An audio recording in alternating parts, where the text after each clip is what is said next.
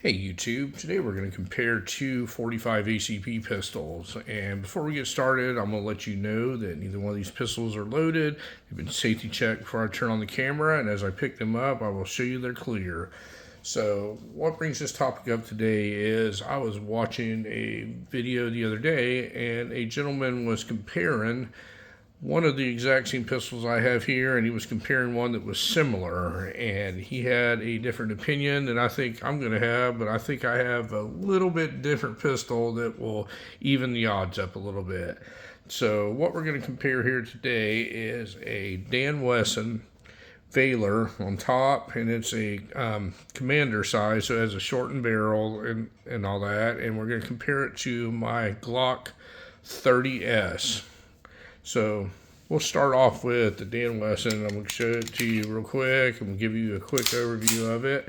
And this is a commander size Dan Wesson. And this one, if you were going to carry a 1911, this is probably one that you might want to look at, because this is commander size. It has a full size frame on it. It's got a 4 1/4 inch barrel. So it's a shortened barrel. A full size a full size 1911 has a 5-inch barrel. This one's got a bobbed off mainspring housing, and that is so you can conceal it a little bit better when you're carrying it.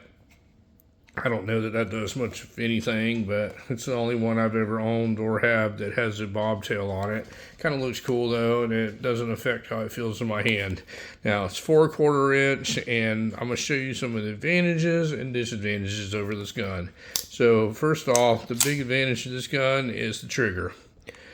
1911 triggers are unmatched. They are the benchmark of pistol triggers, and if you look at this is all the take-up you have, and you pull the trigger and it goes off, and it's probably a 3.5 pound trigger. Reset on it is right here and goes off again. It's absolutely an impeccable trigger, and this is a well-made firearm anyway. Dan Wesson's known to make very well-made firearms, but unmatched trigger. Now, the build quality on this thing is exceptional as compared to the one that I'm going to compare it to. And if you were using this as a carry version, it's got external safeties on it. So it's got a grip safety and it's got a thumb safety on it. So it can't go off unless both of these are disengaged, and that's the only way this thing will fire. Now, what are some of the disadvantages to this thing? Well, first of all, it's made out of stainless steel and it's very heavy. So it's going to be a lot heavier than the Glock that I'm about to show you. The other disadvantage that some people might point out is the capacity. And 1911s have an 8-round capacity. So it's going to be 8 in the magazine and 1 in the chamber when you carry it around. So you're going to be carrying around 9 rounds of 45 ACP. Accuracy, this one's going to take the cake all day long over the Glock, and build quality, this one will take it. Capacity, the Glock's going to take it. Now, we'll move over to the Glock. I'll show you that it's not loaded, and this is a awesome Glock, folks. I've gone over this before. This is probably the best Glock that was ever made, in my opinion. This is what they call the Glock 30S, and a lot of people and comment section of all my videos, they get this confused with the Glock 30, and it's not a Glock 30, folks. It's a completely different gun. It's got the same frame on it, but it's got a thinner slide on it. So this slide has been thinned down on it. You'll see it's not blocked off in the front or anything. If you look at it head on, you see how thin this slide is. It's a Glock 36 sized slide on a Glock 30 frame. It's a genius move by Glock, in my opinion. It won me over the first time I ever got one. And believe it or not, when you shoot this gun, it is less snappy than the Glock 30 with the recoil, because there's less mass movement on top. You think it'd be the other way around because this one's lighter, but it's not. This one's got a little bit less felt recoil in it than a regular Glock 30.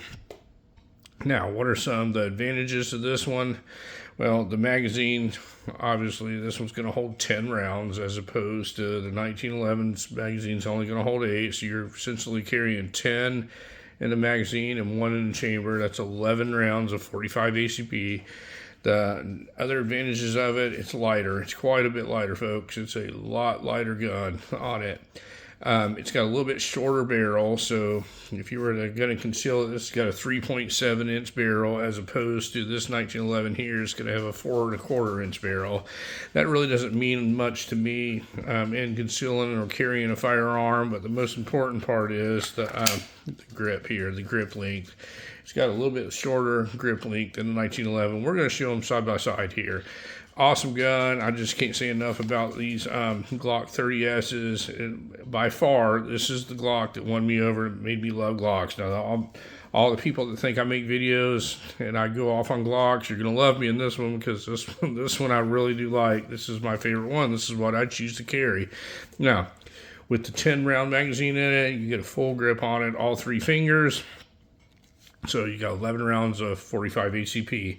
Now, let's compare some of the stuff here on these two guns. So we're going to start with magazines. Now, Glock 100% has probably some of the best magazines out there on the market. These things always work, and when you buy a Glock, if you buy aftermarket magazines, you're asking for trouble.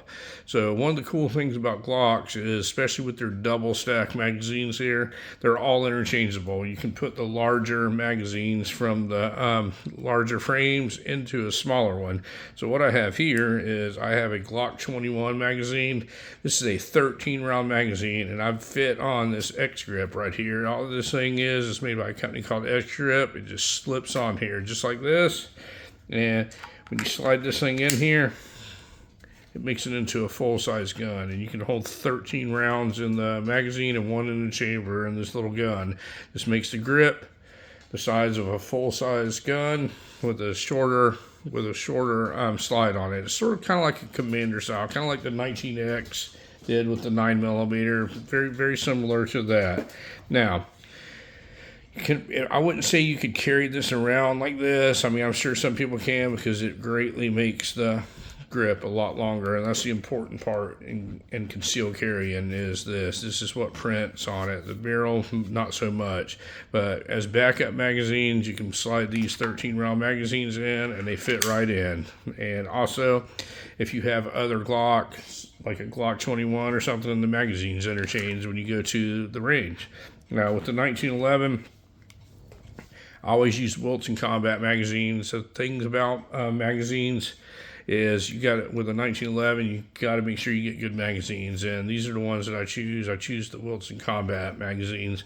They always seem to be the most reliable. They work the best and everything. So this is an 8-round magazine, and they also offer a 10-round magazine if you want to stick an extended magazine in a 1911 as your backup magazine. So you stick these in here, and it sticks out the bottom about that far. So it's going to be the same as the Glock. It's going to make it kind of unmanageable for carrying around if you had it in there. But if you had backup magazines that you carried on you, or if you were at the range, I mean, this one gives you 2 extra rounds in the weapon. So with your extended magazines, you're going to have a 10-rounder versus a 13-round, when the Glock's still going to shine just a little bit. And with your regular magazines, you're going to have a 10-round versus an 8-round. So you're going to be about 2 rounds shorter in the 1911. So with your 2 rounds shorter and the extended weight and the more complexity of the gun, I would say if it was a carry purposes, I'm going to lean more towards this Glock than I will the 1911. Now, with reliability, if you get a good 1911, you get good magazines and all that, you're still going to have a pretty reliable gun. You're usually not going to have much problems with them. These Glocks, I mean, it just seems like no matter what you do to them, besides change the magazines too much, they're always going to work. I just think these things are going to take the cake when it comes to a little bit more of a reliability than the 1911 design. And this is coming from a guy that's lived his whole life preaching about how good 1911s are. That, I mean, folks, you can't deny it when you say that these Glocks, I mean, Glock perfection, they live up to their name. Now, when it comes to looks, it's going to be obvious to me that this Glock doesn't look anywhere near as good as this Dan Wesson Valor 1911. This is a pretty gun, and this is not. This is an ugly gun. But this one happens to work though, for what I want it for. Magazine availability, you know, I think you got more availability with 1911 magazines than you do the Glock, because I simply say that because you only want to stick with Glock magazines when you use a Glock. They got it right. When you go checking out these other brands, you're going to have problems with them. 1911s, as long as you stick with a good magazine, and like I said, I'm preaching to the choir here when I say you got to use good magazines, but I use Wilson Combat magazines. But there are many brands out there. There's Chip McCormick, and there's every off-brand. You can get really cheap magazines. I would stick with something that works, and this is what works for me. I'm not telling you folks you go buy Wilson Combat magazines. I'm just telling you that's what I use, and I never have problems with them. Now, as far as breaking them down, field stripping them, I'm not going to do that because the wonderful YouTube will think that I'm modifying a gun. Glock should be a lot easier. The Glock you can break down in about 3 seconds, and the 1911 is not far behind it, but you got to be a little bit more careful and have a little bit more knowledge when you're field stripping a 1911 to clean. But as far as accuracy, 1911 is going to take it all day long over the Glock. As far as trigger, the 1911 is going to have a better trigger than the Glock. As far as looks, the 1911 is going to look better. Glock's going to have more capacity than the 1911. The Glock's going to be lighter than the 1911. You know, so there's advantages and disadvantages. I'm going to show you some side-by-sides of them. I'm going to show you the size differences here. And in the width, the 1911 is slightly thinner, but when you take into account this 30S, it's not that much thinner, folks. I mean, it's not that big a difference. This 30S really got it right when they slimmed this slide down. Now, when you get down to the grip area, of course, the Glock's going to be bigger because it's a double stack gun versus a single stack. And if you want to look at them head on, these the Glock's, the slide is really not that much thicker on the Glock than it is the 1911, so it is relatively close. The weight differs. There's quite a bit of weight difference, and the grip length, there's quite a bit of grip length. The grip's going to be longer on the 1911 than it is the Glock, and that is a big deal if you're concealed and carrying. If you're open carry, if you live in a state and you're lucky enough they don't bother you over open carry, it really doesn't matter. You could pick either one of these.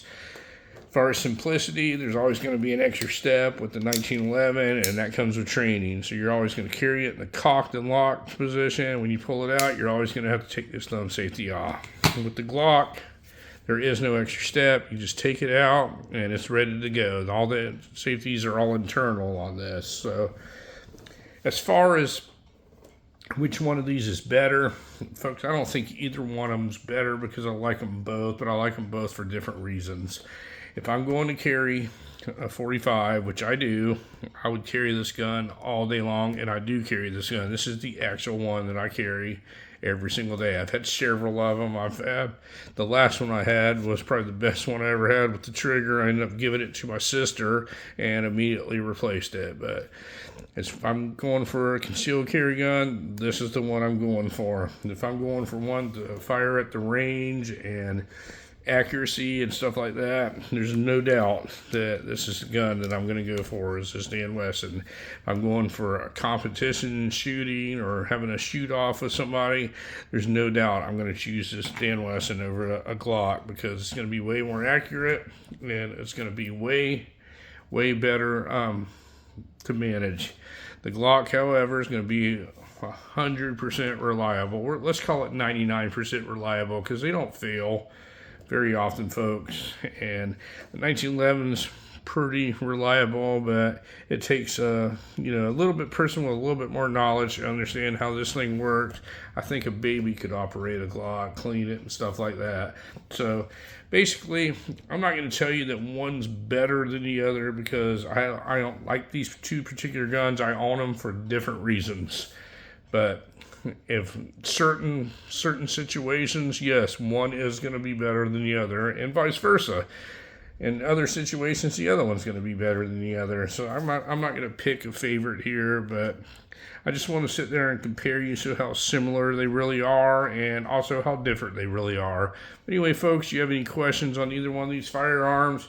I have videos on each one of these where I go into them more in depth, and Thank you very much for watching my video today, and you folks have a great day.